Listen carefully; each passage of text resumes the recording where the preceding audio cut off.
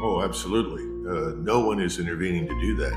On the contrary, I would compare this to the so-called blank check that was issued by the Kaiser to Vienna regarding the invasion of Serbia.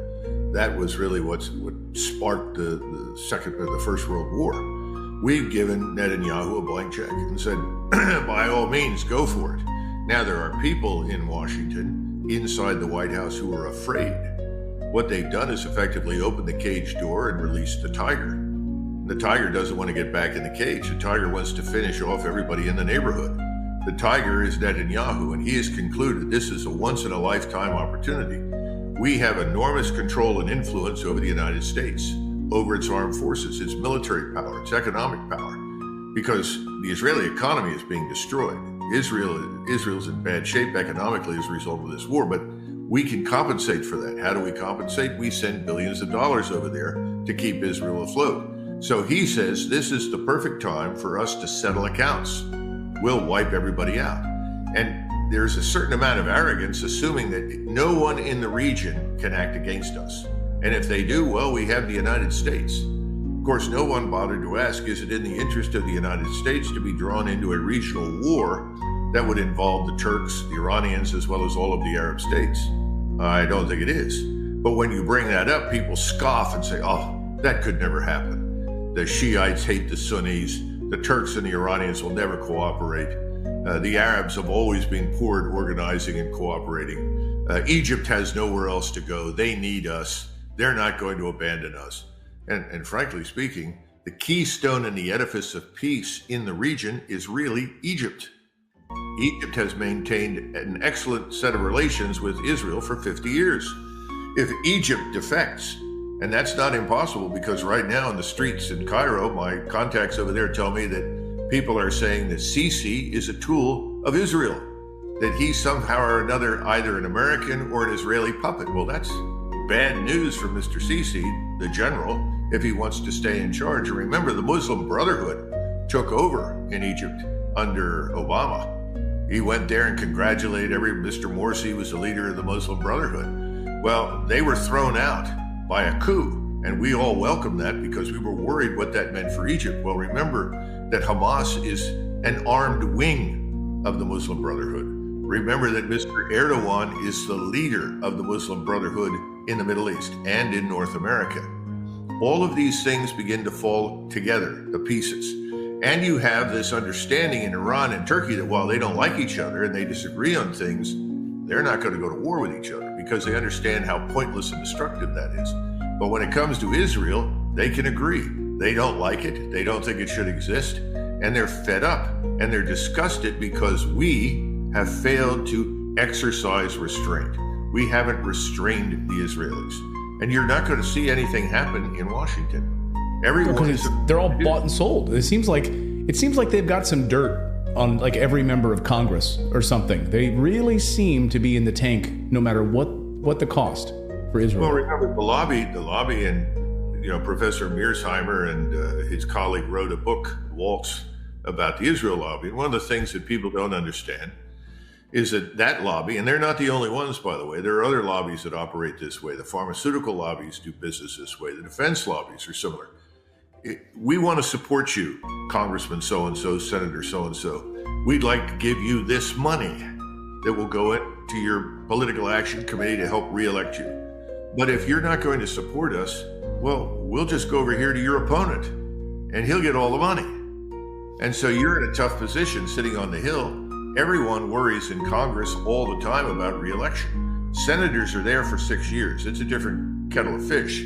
But if you're only there for 2 years, you spend probably 50% of your time or more trying to beef up your reelection campaign because the next thing you know, it's reelection time. So they never really stop campaigning and they never really stop hunting for money. It's a terrible system. It doesn't work. That's why it's all back to the chief executive. Where is the chief executive? What's his vision? There is no vision. There is nothing from the White House. It's empty. And I know that the NSC staff and the National Security Advisor, they are very afraid. They have a tiger wandering through the neighborhood and they can't get it back into the cage because the tiger controls them. It's sort of wag the dog. We're the dog. We're being wagged. The dog is not in charge of his tail. I want to talk about the double standards and the hypocrisy here. We heard from the State Department, we heard from the Pentagon, of course, after the special military operation into what was eastern Ukraine, which is now Russia. And of course, to any of us who've been following what's been unfolding there since 2014, by all accounts, it was a genocide. The constant shelling of Donetsk, of the Donbass region since 2014. Thousands, tens of thousands of people killed, innocent people, residential buildings, playgrounds, etc. But the rest of the world was seemingly silent on that.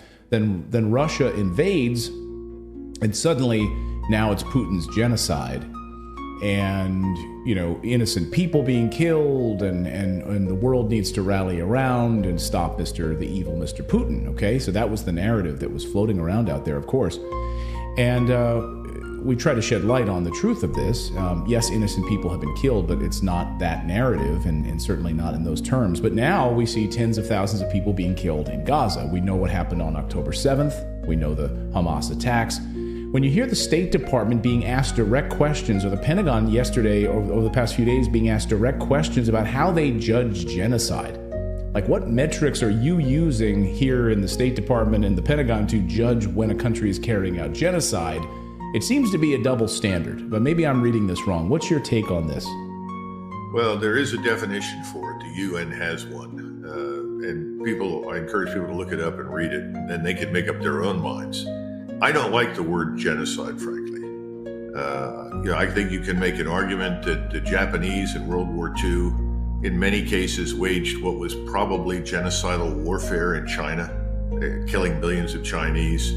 We can be accused of waging a genocidal campaign against Japan, ultimately firebombing their cities and then delivering an atom bomb on two cities. Was genocide. I normally think of genocide as something that happened to the Jews. 6 million people are systematically murdered. To me, that's genocide.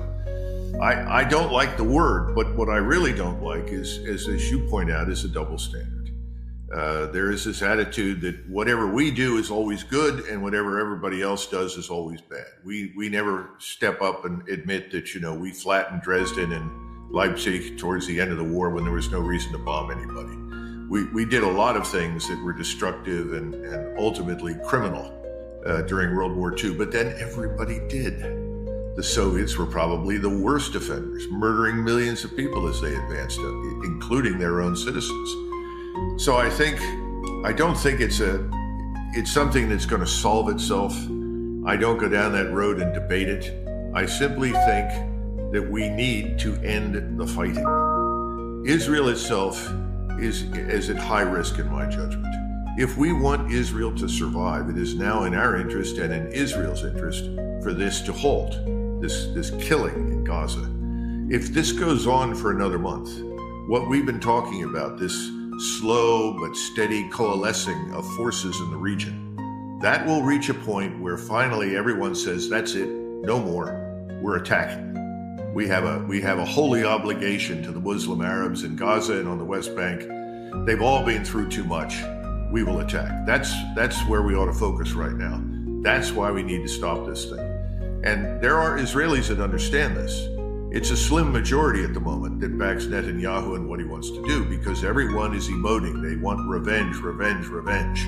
They also think that they have to restore what they call deterrence. That is, if you kill any of us, all hell will visit you. You will pay an enormous price if you do this to us. The problem is that deterrence in that form is not going to be restored. The Muslims are no longer afraid as they were 50 years ago. They are stronger. They are more conscious of themselves. They're willing to fight. They are not afraid of us. Sending carrier battle groups, like sending battleships, doesn't frighten them anymore. They have the ability to protect themselves and to do enormous damage to us in Israel. They know it. We have to find a different way forward other than threatening and bullying people. That's true for us. It's true for Israel. No one is thinking like that in Washington, but that's what's needed.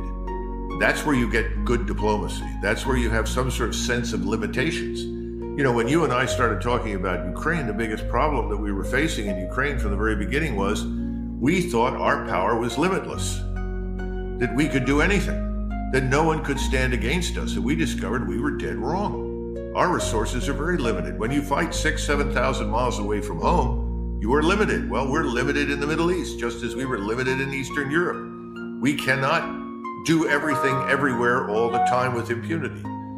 But no one wants to stand up and admit that there are limitations to our interests. There are.